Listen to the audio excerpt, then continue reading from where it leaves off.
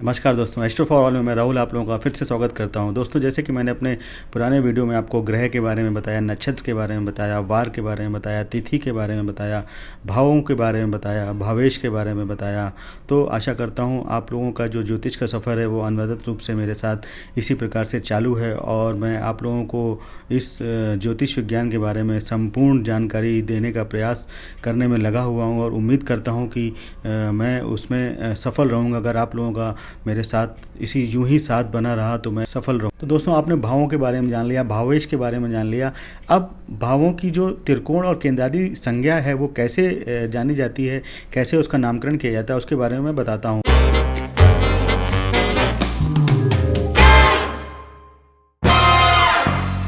इसका जो नॉमेनक्लेचर है वो है त्रिकोण, केंद्र, क्षणफर, ओपोक्लिम और मारक। तो त्रिकोण 5वें तथा 9वें भाव को त्रिकोण कहते हैं। अब केंद्र किसको कहते हैं? पहला, चौथा, 7वां और 10वां भाव, ये केंद्र कहा जाता है। इसमें बैठे हुए जो ग्रह होते हैं वो अच्छा फल देते हैं, चूँकि ये अच्छे भाव माने जाते हैं। इसके बाद आता है क्षणफर, दूसरा, 5वां, 8वां तथा 11वां। दूसरा, 5वां, 8वां तथा 11वां, इनको क्षणफर बोलते हैं। और इसके बाद आता है ओपोक्लिम। तो ओपोक्लिम तीसरे, छठे, 9वें और 12वें, इन चारों भावों को ओपोक्लिम कहा जाता है। अब मारक भाव कौन कौन से होते हैं?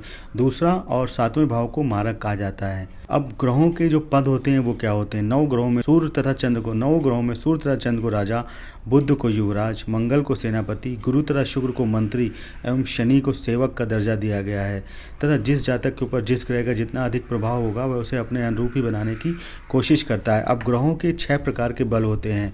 वो 6 प्रकार के बल क्या होते हैं? नंबर 1 पे आता है स्थान बल। उच्च ग्रह, सौ ग्रह, मित्र ग्रह अथवा मूल त्रिकोण ग्रहों को स्थान बली माना जाता है।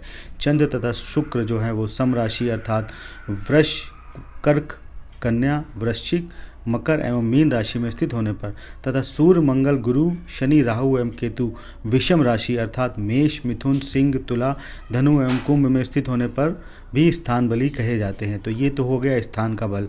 तो अब दिग्बल क्या होता है? जन्म कुंडली में प्रथम भाव की पूर्व, चतुर्थ की उत्तर, सप्तम की पश्चिम तथा दशम भाव को दक्षिण दिशा का स्वामी माना जाता है। गुरु तथा गुरु प्रथम भाव अर्थात लग्न पूर्व दिशा में, चंद्र तथा शुक्र चतुर्थ भाव उत्तर दिशा में, शनि सप्तम भाव पश्चिम दिशा में तथा मंगल दशम भाव दक्षिण दिशा में स्थित हो तो उन्हें दिग्बली माना जाता है। मतलब ये हो गया उनका दिग्बल। तो इसके बाद आता है कालबल। यदि जातक का जन्म रात्रि के समय हुआ हो तो उसकी जन्म कुंडली के ग्रहों में से चंद्रमा, मंगल और शनि ये तीनों ग्रह कालबली होते हैं। और यदि जातक का जन्म दिन के समय हुआ हो तो सूर्य, बुध और शुक्र ये तीनों ग्रह कालबली होते हैं। परंतु बुध को चूंकि ड्वेल राशि की संज्ञा दी गई है इसलिए बुध दिन और रात्रि दोनों के समय कालबली माना जाता है।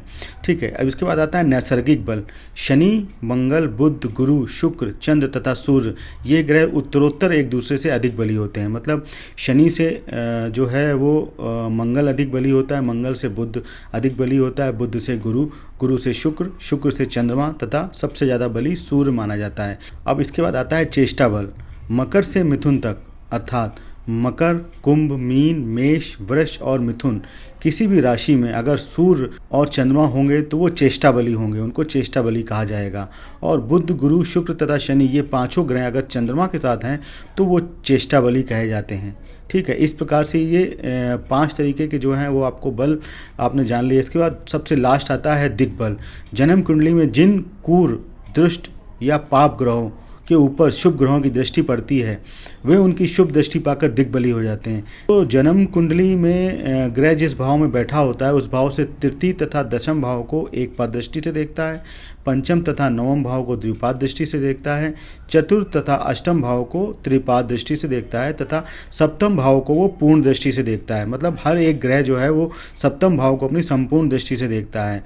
अब सूर्य और चंद्रमा जो है उनके पास सिर्फ एक ही दृष्टि होती है, सप्तम दृष्टि। इसके अलावा मंगल, शनि और बृहस्पति इनको अलग तरीके की दृष्टियां दी गई हैं, वो मैं आपको आगे बताऊंगा। राहु तथा केतु की दृष्टि अन्य ग्रहों के समान सीधी न पड़कर उल्टी पड़ती है। जैसे लग्न में बैठा हुआ मंगल तृतीय तथा दशम भाव को एक पाद दृष्टि से देखेगा तो लग्न में बैठा हुआ राहु केतु एकादश तथा चतुर्थ भाव को एक पाद दृष्टि से देखेगा। मतलब ये उल्टे होते हैं, वक्री होते हैं, इसलिए इनका हर काम उल्टा होता है। तो दोस्तों, इसके बाद आ गई ग्रहों की दृष्टियाँ। ग्रहों की दृष्टियाँ 4 प्रकार की बोली गई हैं। एक पाद दृष्टि, चरण दृष्टि या चतुर्था दृष्टि, द्विपाद या 2 चरण दृष्टि, त्रिपाद या 3 चरण दृष्टि और संपूर्ण दृष्टि। तो सभी ग्रहों के पास जो है वो एक सप्तम दृष्टि होती है, जो वो संपूर्ण दृष्टि से अपने सामने वाले भाव में बैठे हुए ग्रह को देखता है, उसको संपूर्ण दृष्टि बोलते हैं। और हर ग्रह के पास ये दृष्टि होती है। और कुछ ग्रह तो ऐसे होते हैं जिनके पास सिर्फ संपूर्ण दृष्टि सातवीं होती है, जैसे चंद्रमा के पास सिर्फ सातवीं दृष्टि है, सूर्य के पास सिर्फ सातवीं दृष्टि संपूर्ण दृष्टि है, और बुध के पास सिर्फ संपूर्ण दृष्टि सातवीं है। सिर्फ मंगल, शनि और बृहस्पति को ही दो दो अतिरिक्त दृष्टियां प्राप्त हैं जो संपूर्ण के रूप में हैं। जैसे मंगल को चौथी और आठवीं सातवीं के साथ अलग दृष्टि प्राप्त है, जो संपूर्ण दृष्टि से देखता है। इसके बाद बृहस्पति को 5, 7 और 9 ये दृष्टियाँ प्राप्त हैं। इसके बाद शनि को 3, 7 और 10 ये अलग दृष्टियाँ प्राप्त हैं। इसके अलावा जो बाकी सारे ग्रह हैं उनको सिर्फ सप्तम दृष्टि ही प्राप्त है, जैसे शुक्र देव हो गए, सूर्य देव हो गए, चंद्र देव हो गए, बुध देव हो गए। इन सभी को सप्तम दृष्टि ही संपूर्ण प्राप्त है। ये हो गई ग्रहों की दृष्टियाँ। अगर आपको मेरा ये वीडियो पसंद आया तो प्लीज़ इसे लाइक करें, शेयर करें और सब्सक्राइब करें। और जी हाँ, बेल आइकन को प्रेस करना ना भूलें, जिससे कि आपको मेरे नए नए वीडियो के नोटिफिकेशन मिलते रहें। तो जल्दी से इसको शेयर कर दें अपने सभी जानने वालों के बीच में। धन्यवाद।